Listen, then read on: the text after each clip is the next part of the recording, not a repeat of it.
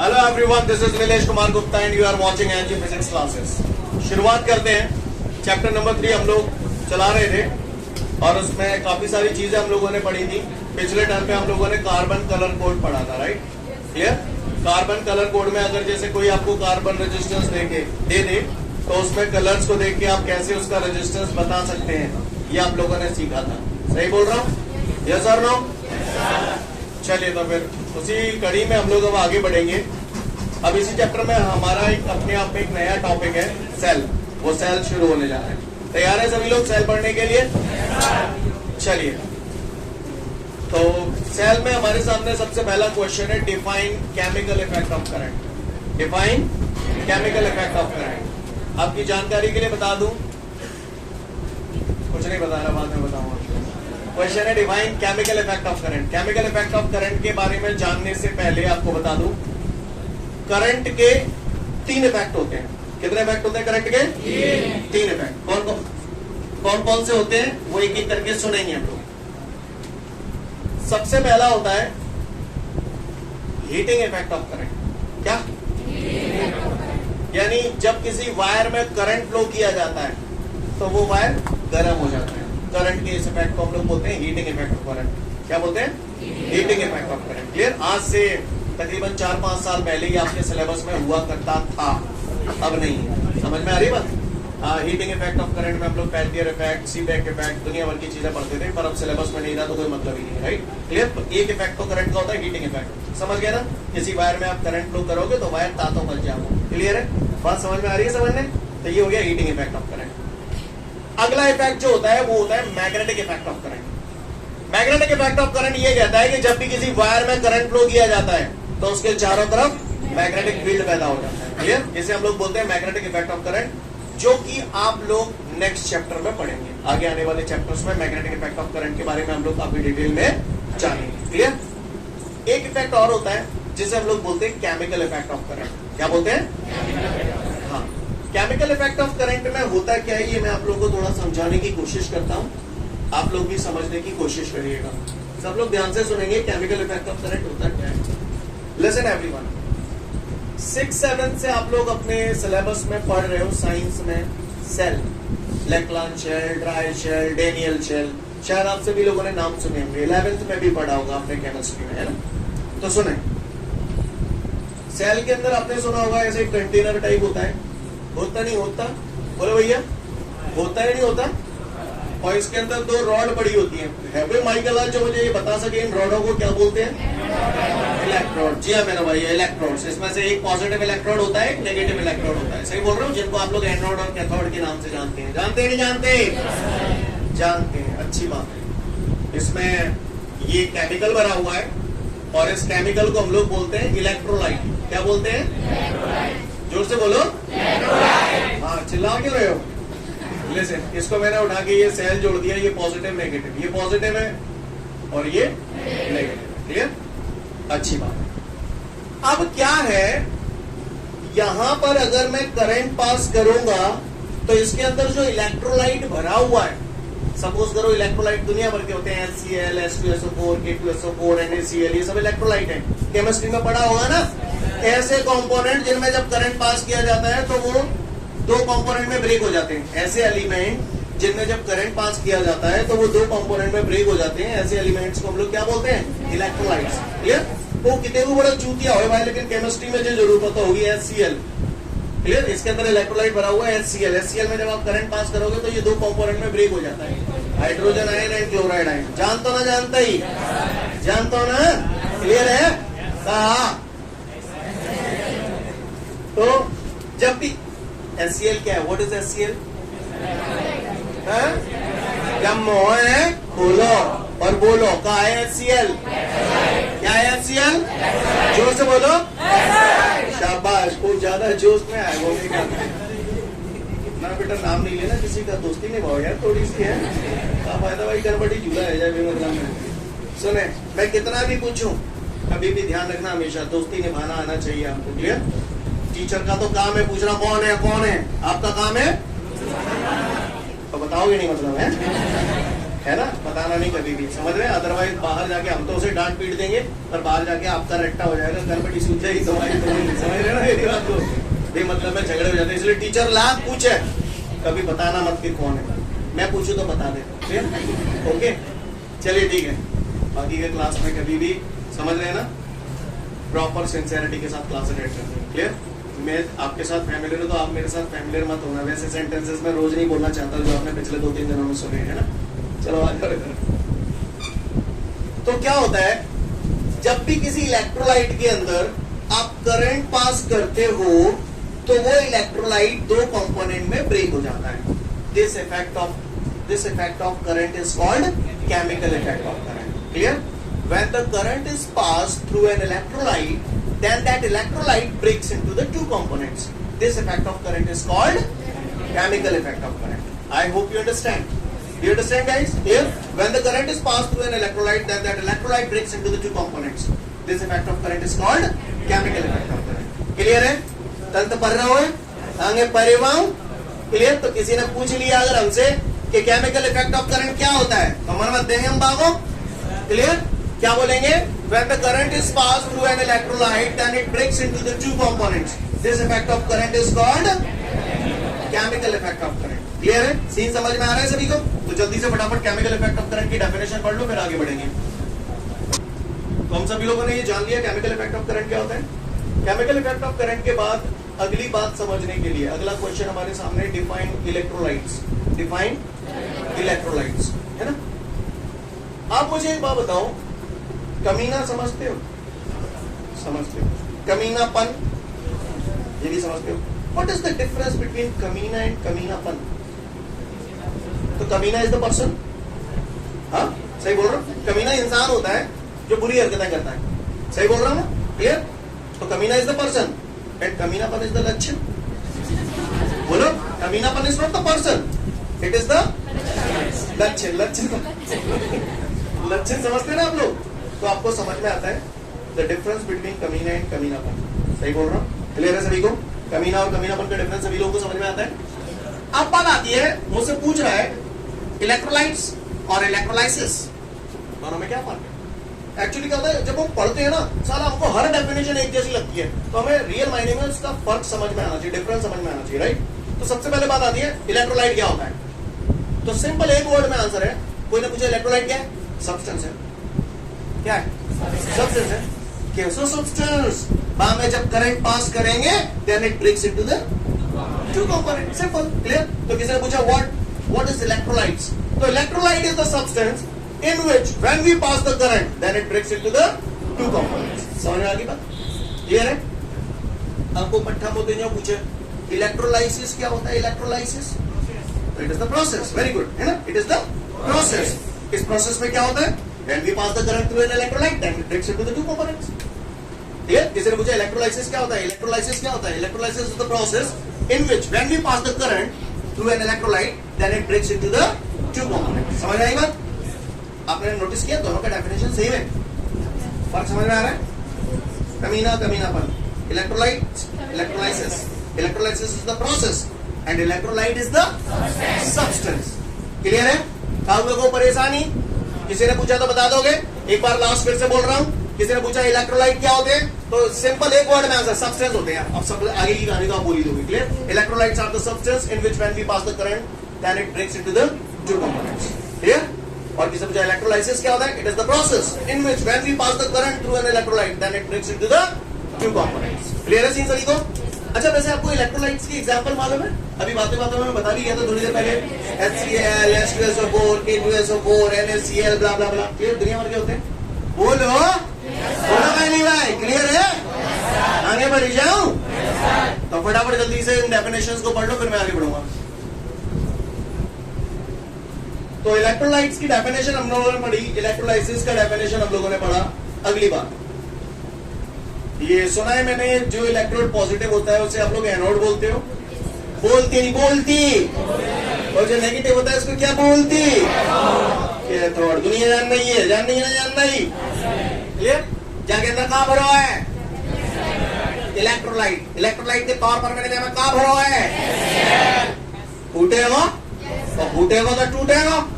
तो क्या बन जाओ? हाइड्रोजन आयन और क्लोराइड आयन क्या बन जाएंगे? ऐसे एक ही दो बनेंगे या दुनिया भर के? जी हाँ जी बनवाइयों, दुनिया भर के हाइड्रोजन आयन और क्लोराइड आयन यहाँ पर बनी जाएंगे। बनी जाएंगे नहीं बनी जाएंगे? क्या एक बात बताओ, शुरू से पढ़ रहे हो, कहाँ हासिल कर लोगे ना तुमने? चैप्टर 1 पढ़ाया था, वैसे तो 9-10 पास करके आया तो आप सब लोग जानते हो। दो ऑपोजिट चार्जेस हैं, सपोज करिए ये पॉजिटिव चार्ज है और ये नेगेटिव चार्ज है, तो ये दोनों एक दूसरे को अट्रैक्ट करते हैं या रिपेल करते हैं? क्लियर? तो अगर जेव पॉजिटिव हो, जेव पॉजिटिव तो हो तो सीन क्लियर है? जानते हो हैं? तो भैया नेगेटिव में आओ मानो। लिसन एवरीवन, ये इलेक्ट्रॉन कैसा है? पॉजिटिव है? बोलो। तो इनमें तो जो कौन से है जो है? जी हाँ नेगेटिव। जब क्लोराइड आयन है चलेगा, चलेगा। क्लोराइड आयन किसकी तरफ जा रहे हैं? तो इसको बोलते हैं एनायंस। क्या बोलते हैं? एनोड की तरफ जाने वाले ions, that is called anions. नहीं आई? क्लियर है? एनायंस कैसे होते हैं? पॉजिटिव या नेगेटिव? पक्का? अच्छा ये कैथोड है। कैथोड में कौन से वाले जाएंगे? पॉजिटिव। तो ये पॉजिटिव आयन चूंकि कैथोड की तरफ जा रहे हैं, that is why they are known as cations. Clear है? लिसन एवरीवन, वैसे तो मैं आपको स्टार्टिंग में इस चैप्टर के बता भी चुका हूं। क्लियर? आपको याद होगा एक जमाना था जब मैंने आपको बताया था कंडक्टर्स के अंदर जो करंट का फ्लो होता है, कंडक्टर्स के अंदर जो करंट का फ्लो होता है that is because of free electrons. याद है आप लोगों को? कंडक्टर्स के अंदर जो करंट का फ्लो होता है that is because of free electrons. फिर मैंने दूसरा बताया था इलेक्ट्रोलाइट, सेलों के अंदर करंट का जो फ्लो होता है that is because of positive ions and negative ions, यानी कि एनायंस एंड कैटायंस। और मैंने वहां पर एक बात और बताई थी, सेमीकंडक्टर्स के अंदर जो करंट का फ्लो होता है दैट इज बिकॉज ऑफ, कौन बता सकता है? दैट इज बिकॉज ऑफ ना, नॉट आयंस, हाँ इलेक्ट्रॉन्स एंड होल्स। क्लियर? ये ऐसा मैंने बताया था आपको पहले भी। खैर फिलहाल गोली मारो। अगर किसी ने पूछा सेल के अंदर करंट काय की वजह से फ्लो होता है तो क्या कहेंगे? एनायंस और कैटायंस की वजह से, या ऐसे बोल दो positive ions and negative ions की वजह से। क्या हुआ? कोई परेशानी? एक नोट दिया होगा बीच में, फटाफट पढ़ लो फिर आगे बढ़ूंगा।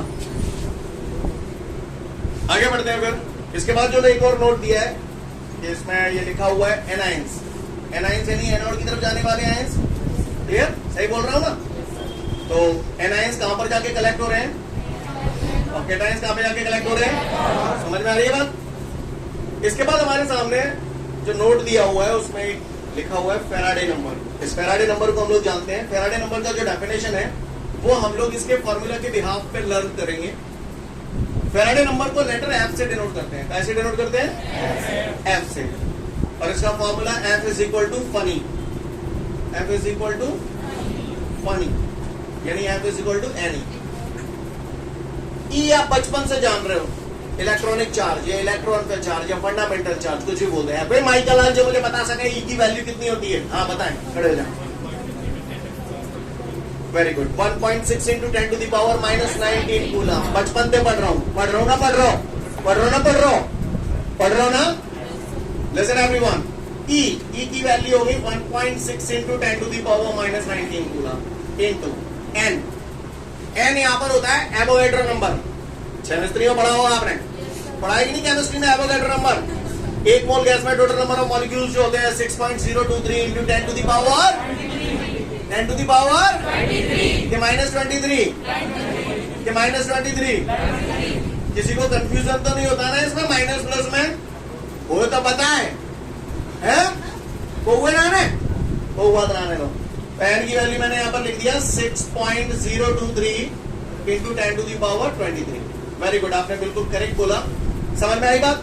किसी पट्टे ने अगर मुझसे पूछ लिया कि भैया व्हाट इज फैराडे नंबर, तो भैया आ गए Faraday number is equal to the product of, product है मल्टीप्लाई है किस किस का? Avogadro number and electronic charge. सही बोल रहा हूं ना? तो Faraday number is equal to the product of Avogadro number and electronic charge. Clear? किसी ने पूछ लिया तो फॉर्मूले के आधार पर हम लोग डेफिनेशन बता देंगे इसको। Faraday number is equal to the product of Avogadro number and electronic charge. Clear? M की वैल्यू चमका दी, ई की वैल्यू चमका दी। वैसे आप लोगों ने केमिस्ट्री में पढ़ा होगा 1 फैराडे इज इक्वल टू होता है 96500 कूलम। मालूम है कि नहीं मालूम? बोलो भैया 1 Faraday is equal to 96,500 coulomb. Listen everyone, charge की यूनिट कूलम होती है। बोलो, चार्ज को मेजर करने की सबसे बड़ी यूनिट जो होती है वो फैराडे ही होती है। Clear? 1 Faraday is equal to 96,500 coulomb. Scene clear है? 96500 कूलम। कहां से आया ये समझ में आया? इसी को जब आप सॉल्व करोगे तो यही आएगा। क्लियर है? भाषा समझ में आ रही है?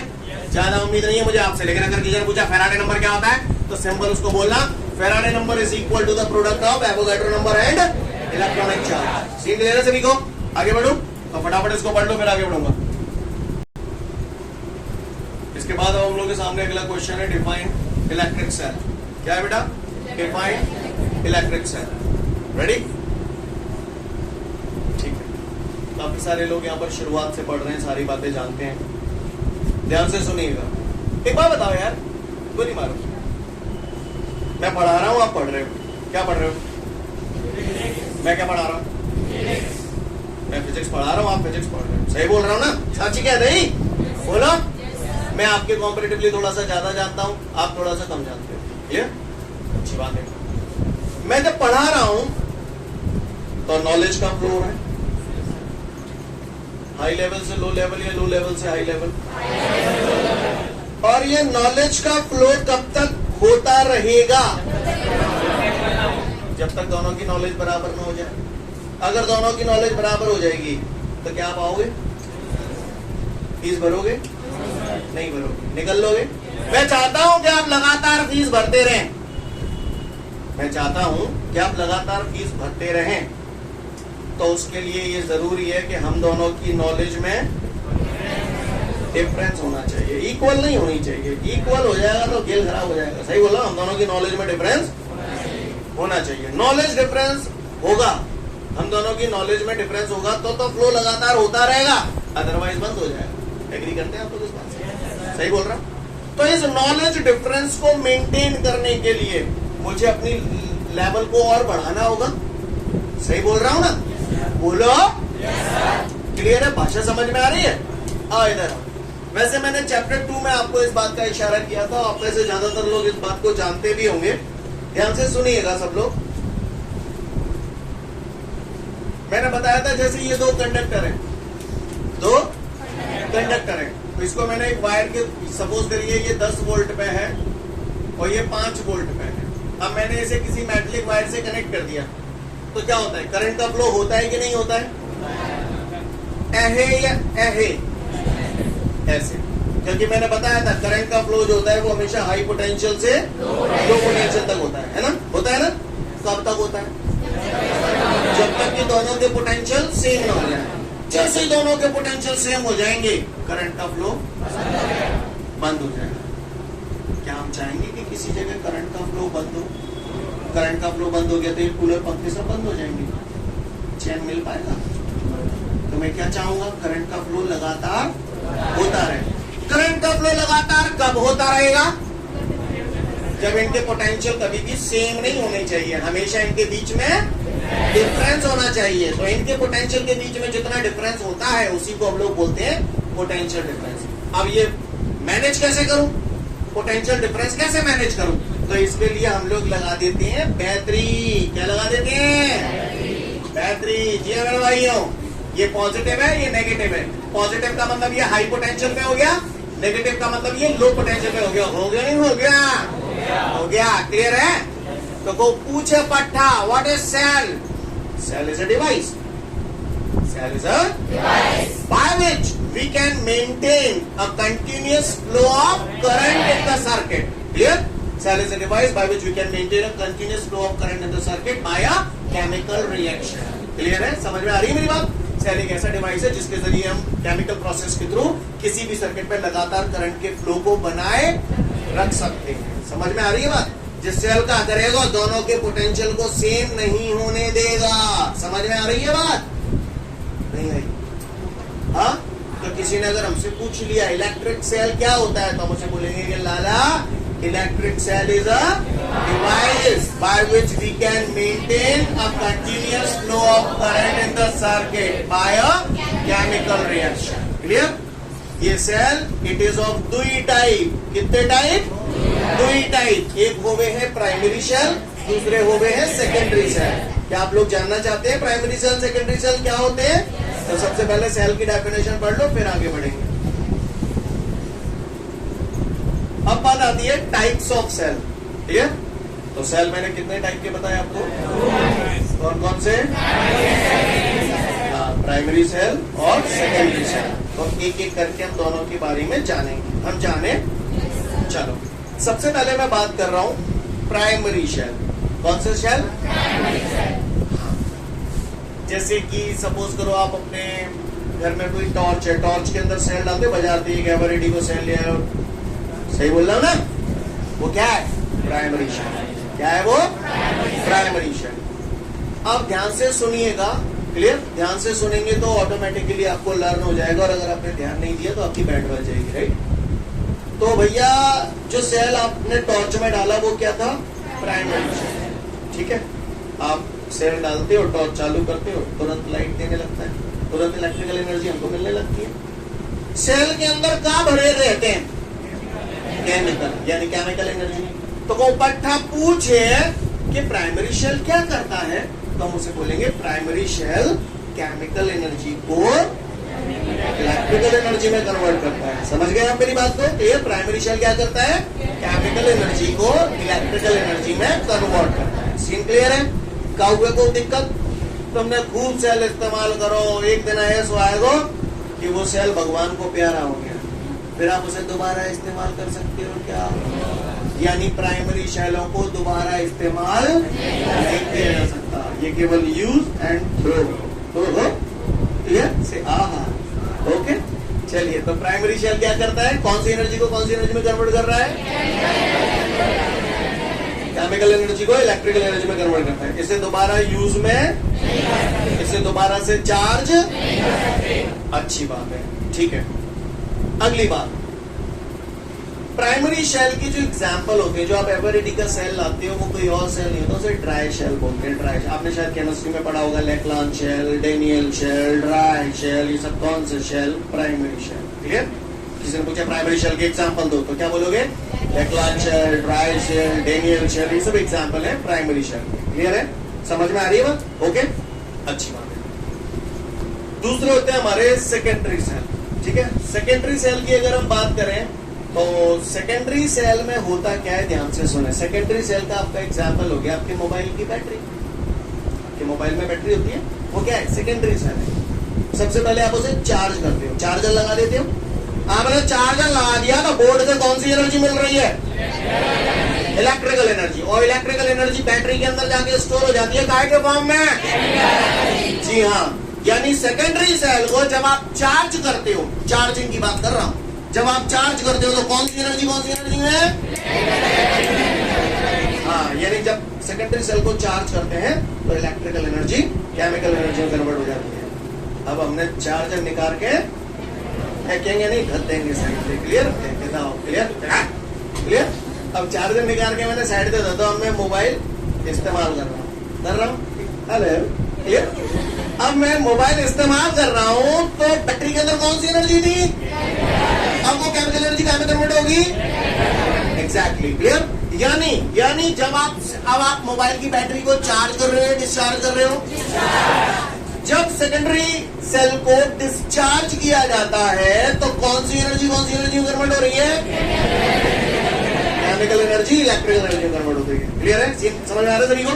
यानी सेकेंडरी सेल में चार्जिंग के समय पे इलेक्ट्रिकल एनर्जी केमिकल एनर्जी में कन्वर्ट होती है, और डिस्चार्जिंग के समय पे केमिकल एनर्जी इलेक्ट्रिकल एनर्जी में कन्वर्ट होती है। सीख ले रहे? कैसे दोबारा यूज में लाया जा सकता है? मोबाइल की बैटरी डिस्चार्ज फेंक दे दोगे, दोबारा चार्ज कर लेते हो, है ना? यानी it can be use again and again. कौन से ज्यादा अच्छे हैं? सेकेंडरी सेल ज्यादा अच्छे, बार बार इस्तेमाल में लाए जा सकते हैं, इनसे ज्यादा करंट मिलता है। प्राइमरी सेल को बार बार इस्तेमाल में नहीं ला सकते। सही बोल रहा हूँ ना? इनसे ज्यादा करंट नहीं मिलता। सीन क्लियर है? कौए को परेशानी?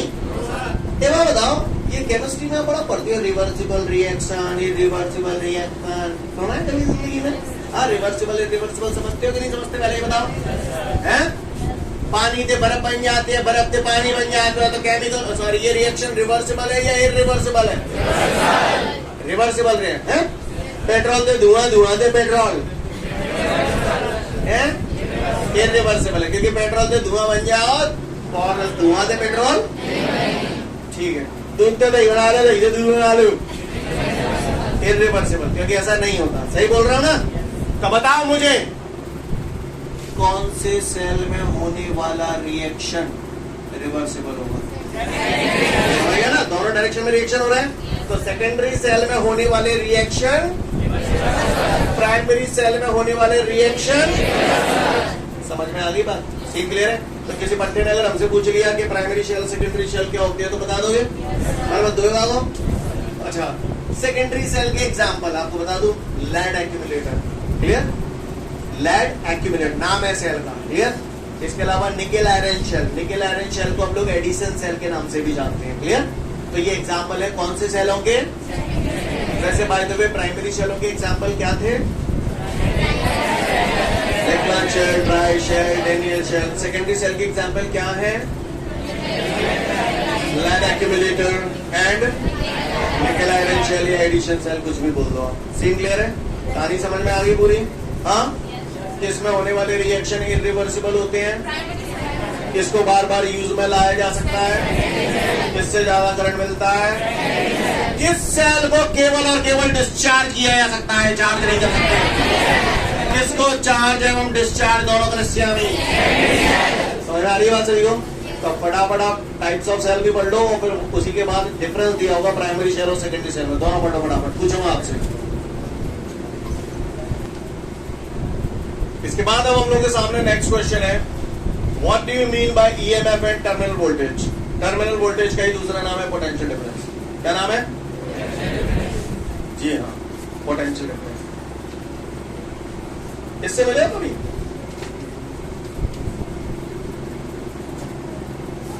जानते हैं इसको? कौन है ये? रमेश है। कौन है ये? रमेश।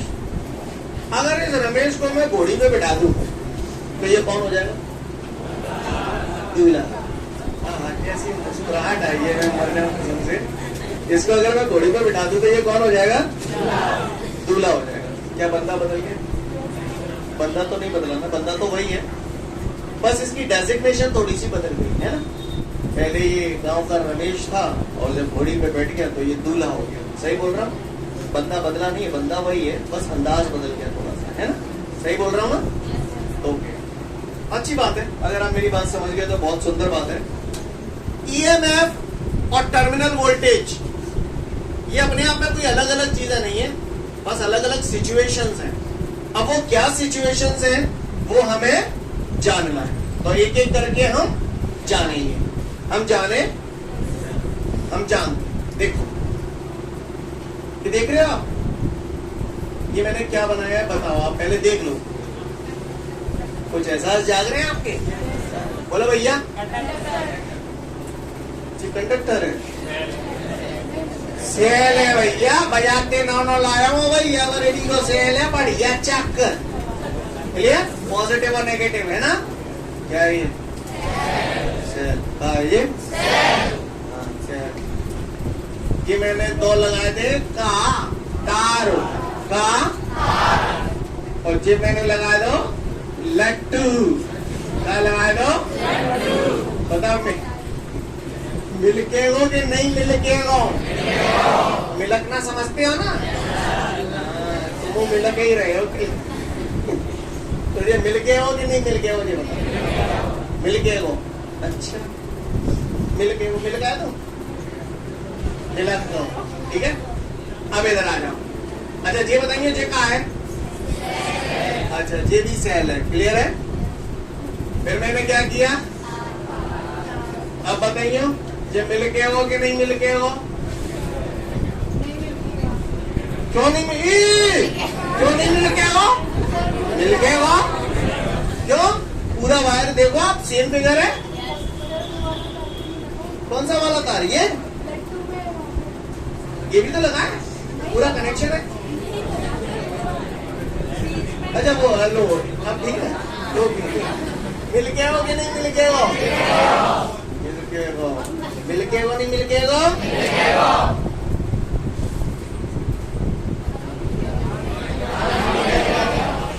तो नहीं मिल के हो? तो लिसन एवरीवन, यहाँ पर लट्टू मिलक रहा है, लेकिन यहाँ पर लट्टू ना मिलक रहा है। यहाँ पर पूरा सर्किट है ये, और ये सर्किट थोड़ा सा बीच में ब्रेक हो गया है। कोई माइकल जो मुझे ये बता सके इन दोनों में कौन सा ओपन सर्किट है? कई लोग ओपन सर्किट को मतलब ये समझते कि लट्टू मिला ओपन, खुला खुला, कौन सा खुला? खुला, क्लियर? ये खुली हो जानते, ये ओपन सर्किट है। तो बताओ मुझे, ये बल्ब इस सेल से कोई करंट ड्रॉ कर रहा है या नहीं कर रहा है? हैं? मतलब ये लट्टू इस सेल से कोई करंट नहीं खींच रहा है। ये खींच रहा नहीं खींच रहा है? कब खींचता है? ओपन सर्किट में या क्लोज सर्किट? ये कैसा? ये कैसा? क्लियर है? अर्ज किया है। जब सेल ओपन सर्किट में होता है, अर्थात सेल से कोई करंट नहीं लिया जा रहा, ऐसी सिचुएशन में इसके इलेक्ट्रोड, पॉजिटिव और नेगेटिव इलेक्ट्रोड होते हैं ना सेलों के अंदर, तो ऐसी सिचुएशन में इनके इलेक्ट्रोडों के बीच में जो पोटेंशियल डिफरेंस होता है उसको हम लोग बोलते हैं ईएमएफ। क्या बोलते हैं? ईएमएफ। किसी ने पूछा ईएमएफ क्या होता है, तो हम उसे बोले लाला, potential difference between the electrodes of the cell. Potential, EMF क्या है? पोटेंशियल डिफरेंस है। टर्मिनल वोल्टेज क्या है? पोटेंशियल। दोनों ही पोटेंशियल डिफरेंस है, क्लियर? लेकिन ईएमएफ क्या है? Potential difference between the electrodes of the cell when the cell is in open circuit is called EMF of the cell, clear? Potential difference between the electrodes of the shell when the shell is in closed circuit is called terminal voltage. नहीं बस clear है? यानी जब cell open circuit में होता है तब उसके इलेक्ट्रोडों के बीच में जो पोटेंशियल डिफरेंस होता है उसे ईएमएफ बोलते हैं, और जब सेल क्लोज सर्किट में होता है तो उसके इलेक्ट्रोडों के बीच में जो पोटेंशियल डिफरेंस होता है उसे, हाँ समझ में आई बात? ये वही है जैसे रमेश घोड़ी पे बैठे हो तो दूल्हा बोल लेंगे, बस और कुछ नहीं है। ओपन सर्किट और क्लोज सर्किट से नाम बदल जाते हैं, दोनों ही पोटेंशियल डिफरेंस। समझ में आ रही है बात? क्लियर है? कोई दिक्कत?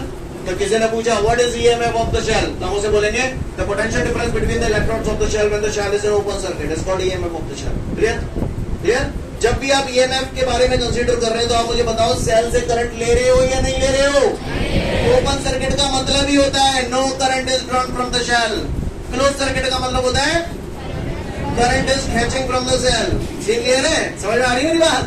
सीन क्लियर सभी को? तो लास्ट टाइम फिर से बोल रहा हूं, किसी ने पूछ लिया व्हाट इज ईएमएफ, तो हम उनसे बोलेंगे the potential difference between the electrodes of the cell when the cell is in open circuit is called EMF of the cell. EMF of the cell is denoted by the letter E and its formula is E is equal to W upon Q।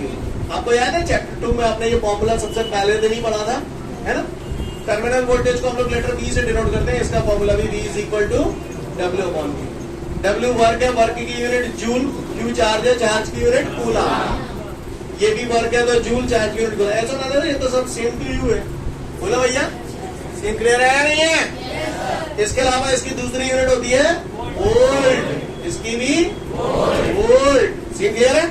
तो एक बार मैं फटाफट बोल देता हूं, आप लोगों को ध्यान से सुन लें, आप लोगों का टाइम हो रहा है। Listen carefully. किसी ने पूछा define EMF and terminal voltage, तो listen, potential difference between the electrodes of the cell when the cell is in open circuit is called EMF of the cell. Clear? इस स्थिति में बताओ मुझे जरा, सेल से करंट ड्रॉ किया जाता है या नहीं किया जाता? Clear, very good. EMF is denoted by the letter E, formula ये हो गया, यूनिट इसकी होगी जूल पर कूलम या फिर वोल्ट।